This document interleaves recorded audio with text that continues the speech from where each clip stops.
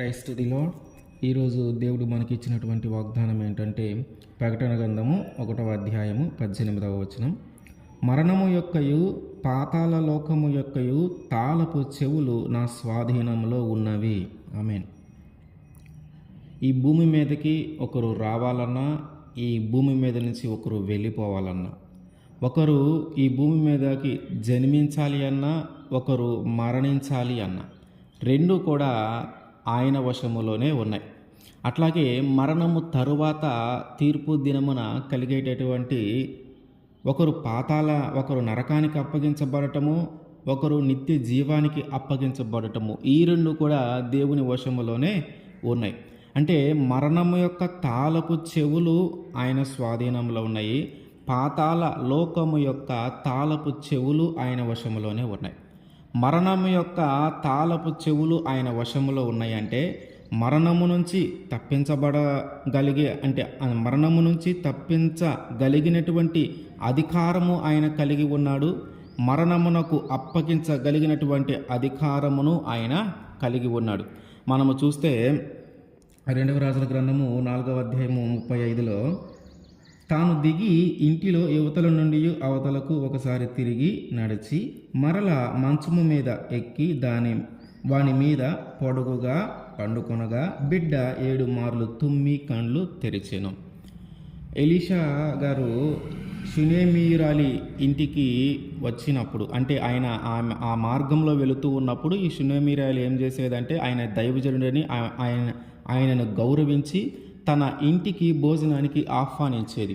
అట్లా వెళుతూ ఉన్న సమయంలో తన పెనిమిటితో ఆమె మాట్లాడి తన ఇంటి పైన ఒక చిన్న రూమ్ ఆయనకి ఏర్పాటు చేస్తుంది. ఇంకక్కడే ఆ మార్గంలో వచ్చినప్పుడల్లా అక్కడే విశ్రాంతి తీసుకుని అక్కడే భోజనం చేసేలాగున. అయితే ఇంత జరుగుతూ ఉన్న సమయంలో ఎలీషా గారు అంటూ ఉన్నారు, ఇంత భక్తి శ్రద్ధలు చూపిస్తూ ఉన్నావు, నేను నీకు ఏం చేయాలి నిన్ను ఆశపడుతూ ఉన్నావు అని అడుగుతూ ఉంటే, రాజుతో ఏమైనా మాట్లాడాలా, సైనికులతో ఏమైనా మాట్లాడాలా అని అడుగుతూ ఉంటే, అయ్యా నేను నా స్వదేశంలోనే నివసిస్తూ ఉన్నాను, నేను స్వతంత్రంగానే నివసిస్తూ ఉన్నాను అని చెప్తూ ఉంది. అయితే గెహాజీ అంటూ ఉన్నాడు, ఆమెకు ఒక కుమారుడు కావాలి, వారికి పిల్లలు లేరు, వారికి సంతానము లేదు అని. అంటే ఇప్పుడు ఒకరు ఈ భూమి మీదకి రావాలంటే ఎవరి ఆధీనంలో ఉంది? దేవుని ఆధీనంలోనే ఉంది. ఇప్పుడు ఎలీషా గారు ఏం చేశారంటే ఆమెకి వచ్చే సంవత్సరానికి నీవు ఒక కుమారుని కంటావు అని ఒక దేవుని మాటలాగా ఆమెకు ఒక ప్రవచనము ఆయన చెప్పాడు, ఒక వాగ్దానం లాగా ఆయన ఇచ్చి ఉన్నాడు. అయితే ఆమె అంటుంది, అట్లా అనవద్దయ్యా, నన్ను భ్రమ పెట్టవద్దు, నువ్వు అబద్ధం చెప్పొద్దు నాతో అంటుంది. ఎందుకంటే ఆమె యొక్క భర్త వృద్ధాప్యంలో ఉన్నాడు కాబట్టి నన్ను భ్రమ పెట్టొద్దు, నాకు అబద్ధం చెప్పొద్దు అని అంటూ ఉంటే, కానీ దేవుని యొక్క వాక్కు ఎంత శక్తివంతమైనదో ఆమెకి తర్వాత అర్థమైనది. అంటే ఆ తర్వాత ఆమె గర్భవతి ఒక కుమారుని కనింది.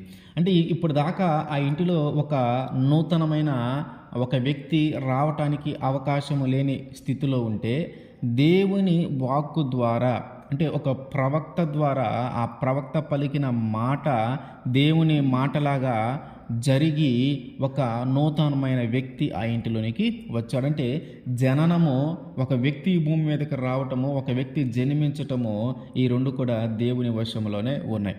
అయితే అతను కొంత వయసు వచ్చిన తర్వాత చనిపోయిన తర్వాత మళ్ళీ ఈమె ఏం చేసిందంటే ఎలీషా గారి దగ్గరికే వెళ్ళింది. అప్పుడు ఎలీషా గారు ఈయన దగ్గరికి వచ్చి, ఆ పిల్లవాడి దగ్గరికి వచ్చి, చనిపోయినటువంటి పిల్లవాడి దగ్గరికి వచ్చి ఆయన మీద పడుకొని ఆయనకి శరీరానికి వెట్ట కలిగించి దేవునికి ప్రార్థన చేసి ఆ ప్రార్థన ద్వారా ఆయనని తిరిగి జీవింప చేశాడు. అంటే మొదట శిశువుని జన్మిస్తాడు అని ఒక ప్రవచనమును దేవుని వాక్కు ద్వారా నెరవేర్చగలిగాడు. అంటే దేవుడు ఆ వాక్యాన్ని అనుసరించి, ఆ ప్రవచనాన్ని అనుసరించి, ఆయన చెప్పిన వాగ్దానాన్ని అనుసరించి ఆమెకు ఒక కుమారుని ఇచ్చాడు. అట్లాగే మరణానికి సమీపంలో ఉండి మరణించినటువంటి వ్యక్తిని తిరిగి జీవింపజేశాడు. ఈ రెండు, అంటే ఒకరు జన్మించాలన్నా, ఒకరు మరణించాలన్నా, ఒకరు ఈ భూమి మీదకి రావాలన్నా, ఒకరు ఈ భూమి మీద నుంచి వెళ్ళాలన్నా, రెండు కూడా దేవుని వశంలో ఉన్నాయి. అయితే మనము ఈ భూమి మీద ఉన్నటువంటి జీవితానికి ఎక్కువగా మనము ఇంపార్టెన్స్ ఇస్తూ ఉన్నాం. అంటే మనము ఇక్కడ ఉన్నటువంటి మరణానికి మనము ఎక్కువగా భయపడుతూ ఉన్నాం. కానీ మరణము తర్వాత కలగబోయేదానికి మనం ఎక్కువ భయపడాలి. ఎందుకంటే నరుని జీవితము గడ్డి పువ్వు లాంటిది. అది ఎంతసేపు పూస్తుందో ఆలోపే అది వెంటనే వాడిపోతూ ఉంది. కీర్తన గ్రంథము 103వ కీర్తన 15వ వచనం.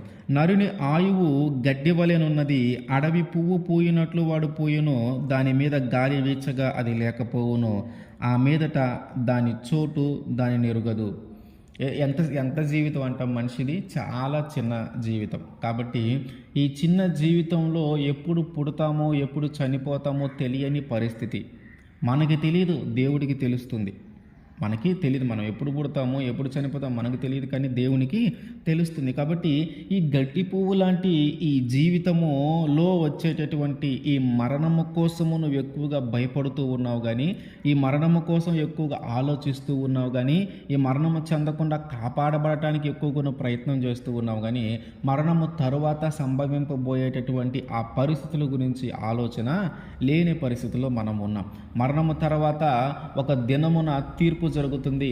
ఆ దినమున ఒకరు నరకానికి, ఒకరు నిత్య జీవానికి, పరలోక రాజ్యానికి చేరతారు. అంటే మనము మరణించిన తర్వాత ఈ క్షయమైన శరీరము అక్షయతను ధరించుకోవాలి. ఈ క్షయమైనటువంటి శరీరము అక్షయతను ధరించుకోవాలంటే, క్షయమైన శరీరము చనిపోయిన తర్వాత మన శరీరం అంతా కూడా మట్టిలో కలిసిపోతుంది. ఆ తర్వాత మనం అక్షయతను ధరించుకోవాలి. అంటే పరలోక రాజ్యంలోనికి మనము ప్రవేశిస్తే కానీ మనం అక్షయతను ధరించుకొని పరలోక రాజ్యంలోనికి మనము ప్రవేశించాలి. ఆ దినమున, ఆ తీర్పు దినమున ఎవరెవరైతే సమాధులలో నిద్రించి ఉన్నారో వాళ్ళందరూ కూడా మేల్కొంటారంట. కొంతమంది ఏమో నిత్య జీవానికి, కొంతమంది ఏమో నరకానికి అప్పగించబడతారు. దానియేలు గ్రంథము 12వ అధ్యాయము 2వ వచనం. మరియు సమాధులలో నిద్రించు అనేకులు మేలుకొనిదరు, కొందరు నిత్య జీవమును అనుభవించుటకును, కొందరు నిందల పాలగుటకును, నిత్యముగా మగుటకును మేలుకొందురు. మనము మరణించిన తరువాత జరగబోయే పరిణామాలకే ఎక్కువగా భయపడాలి. దానికోసము మనము జాగ్రత్తగా జీవించాలి. ఎవరైతే మేలులు చేసి, ఎవరైతే మంచి చేసి, ఎవరైతే దేవుని చిత్తముగా జీవించి ఉండి ఉంటారో వారు ఖచ్చితంగా పరలోక రాజ్యంలోనికి, నిత్య జీవంలోనికి నడిపించబడతారు. ఎవరైతే కీడు చేస్తూ, ఎవరైతే పాపము చేస్తూ, ఎవరైతే దేవుని మార్గంలో నడవకుండా, ఎవరైతే దేవుని గురించి తెలుసుకోకుండా, ఎవరైతే ఆయన రక్షకుడని అంగీకరించకుండా, ఎవరైతే క్రీస్తు మన కోసం ప్రాణము పెట్టాడు, ఆయన మన పాపముల నిమిత్తము ఆ సిలువనెక్కాడు, ఆయన మరణించి తిరిగి మన కోసము లేచాడు అనే విషయాన్ని ఎవరైతే గ్రహించలేదో వారందరూ నరకానికి వెళ్తారు.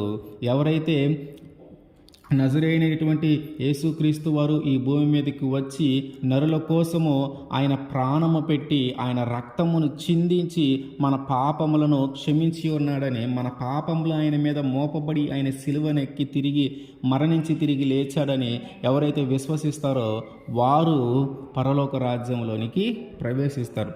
కాబట్టి మరణము గురించి, పాతాళము గురించి 2 అంశాలు ఆయన ఆధీనంలోనే ఉన్నాయి. మనమేమో భూమి మీద ఉన్నటువంటి మరణము కోసం ఎక్కువగా ఆలోచిస్తూ ఉన్నాం. కానీ ఆలోచించాల్సింది మరణము తర్వాత జరగబోయే నరకమా, పరలోకమా, నిత్య నరకమా, నిత్య జీవమా అనే దాని గురించి మనం ఎక్కువగా ఆలోచన చేయాలి. ఆమేన్.